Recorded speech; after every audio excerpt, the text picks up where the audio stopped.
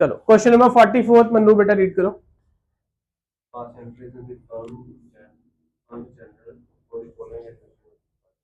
जी, हाँ जी, pass journal entry in the form. हाँ जी, आगे।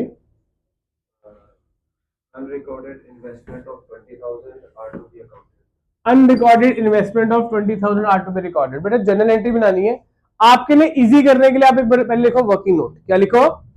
वर्किंग नोट में एक बनाओ छोटा सा रिवैल्यूएशन अकाउंट। पहली बार कर रहे हैं ना, इसलिए इसको इस तरह से समझो। क्या पूरा पूरा मत लिखो, एक रफ सा बना लो अकाउंट, डेबिट क्रेडिट। हाँ जी, अनरिकॉर्डेड एसेट है। क्या है? अनरिकॉर्डेड।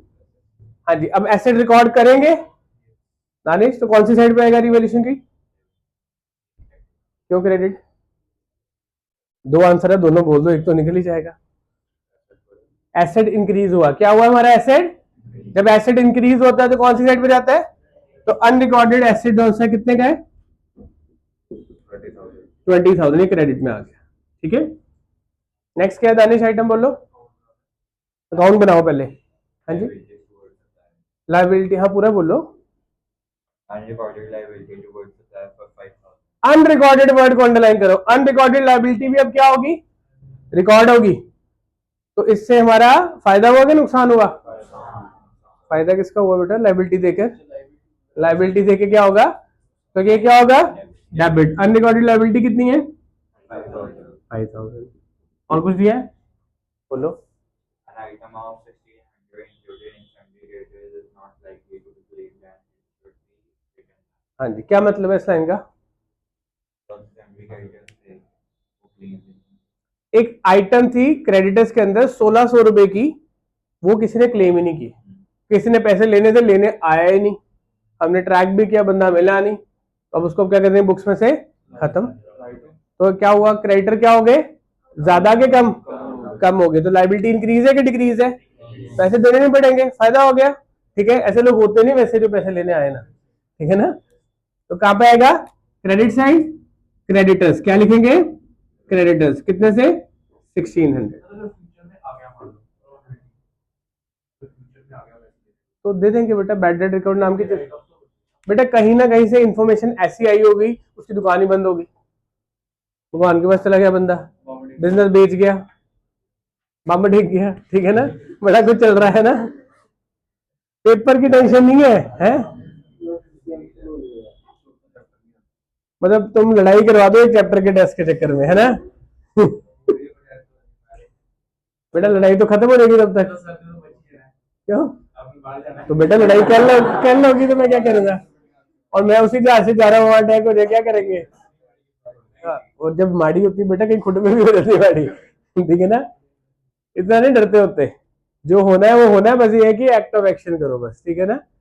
बता के थोड़ा ना कुछ होना है। हाँ बस जो लिखा होना है, लिखा है पेपर लेने लेने तो लेने ही लेने।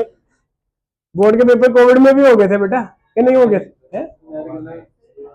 बोर्ड के पेपर कोविड में 2 बार हुए थे, पता है आपको? 1 नवंबर नहीं बेटा, ऑनलाइन होने। हाँ जी, 2 बार ही हुए उल्टा पेपर उसमें।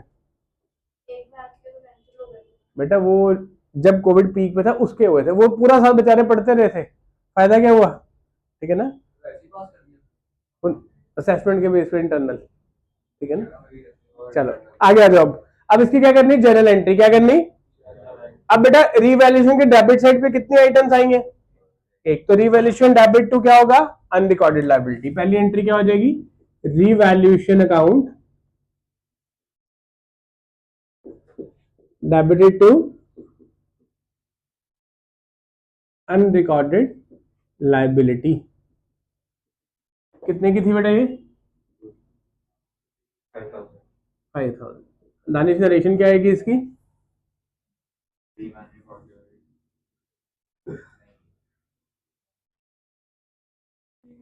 Being unrecorded liability recorded in books.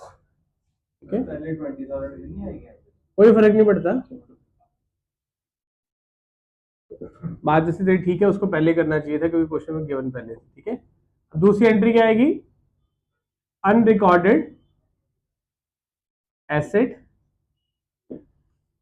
अलग अलग करना चाहे तो अलग अलग कर सकते हैं। यहाँ पे 1 2 3 दिया हुआ है ना हमें, तो हमें उसी ऑर्डर में करना चाहिए। चलो इसको आप भी ठीक कर ले। 1 2 अनरिकॉर्डेड एसेट टू जब नंबरिंग दी होगी तो उस नंबरिंग के अकॉर्डिंग ही एंट्री किया करना, ठीक है। मतलब ये एंट्री पहले करनी है, ये बाद में करनी है, आप एरो बना लो, कोई बात नहीं, ठीक है।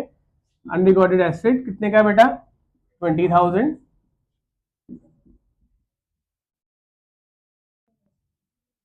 इन्वेस्टमेंट दिया है कि दिया हुआ इन्वेस्टमेंट? तो फिर इन्वेस्टमेंट बिल्कुल ठीक। मैंने अकाउंट इसलिए बनाया कि आपको एंट्री करनी आ जाएगी, सीधा करवाता तो डिफिकल्ट लगता आपको, ठीक है। तीसरी एंट्री क्या आएगी? क्रेडिटर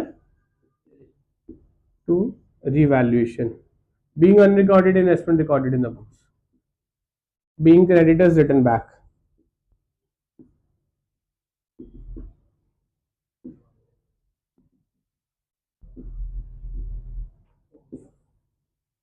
कितने के क्रेडिटर्स कम हुए हमारे?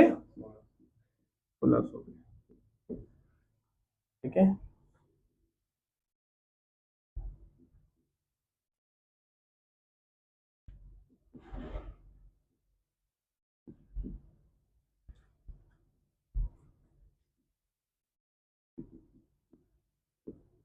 अब बेटा इसके बाद एक एंट्री जो बताया नहीं हमें करनी पड़ेगी। अब हमने एसेट लायबिलिटीज में चेंजेस आए तो इसका मतलब इसका कोई प्रॉफिट लॉस निकलेगा। क्या निकलेगा इसका?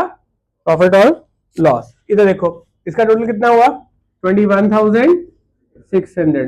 तो बैलेंसिंग फिगर कितना आ जाएगा? ये आया प्रॉफिट। क्या आया?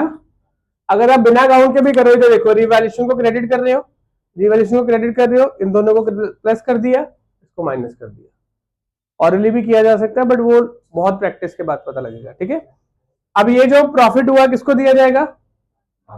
कौन से पार्टनर्स? Old partners. कौन सी रेशियो? Old ratio. तो हम इसकी एंट्री कर देंगे रीवैल्यूएशन अकाउंट डेबिटेड। क्वेश्चन हम करके आते हैं 3 में से 3 नंबर का, हम कहते हैं 3 एंट्रीज की है और इस एंट्री का भी 1 नंबर होता है, ठीक है। Revaluation account debited. तो कौन कौन पार्टनर है बेटा? दिया नहीं हुआ? नहीं दिया हुआ पार्टनर तो नहीं करेंगे, ठीक है। वैसे आप अपनी समझ के लिए लिख लो कि एंट्री होगी पार्टनर्स कैपिटल अकाउंट, ठीक है। नहीं नहीं नहीं, वो एप्रोप्रिएशन तो बन चुकी है, बुक्स तो क्लोज हो चुकी हैं, ये एंट्री से उसकी एडमिशन और रिकॉन्स्टिट्यूशन वाले दिन हो रहा है ना।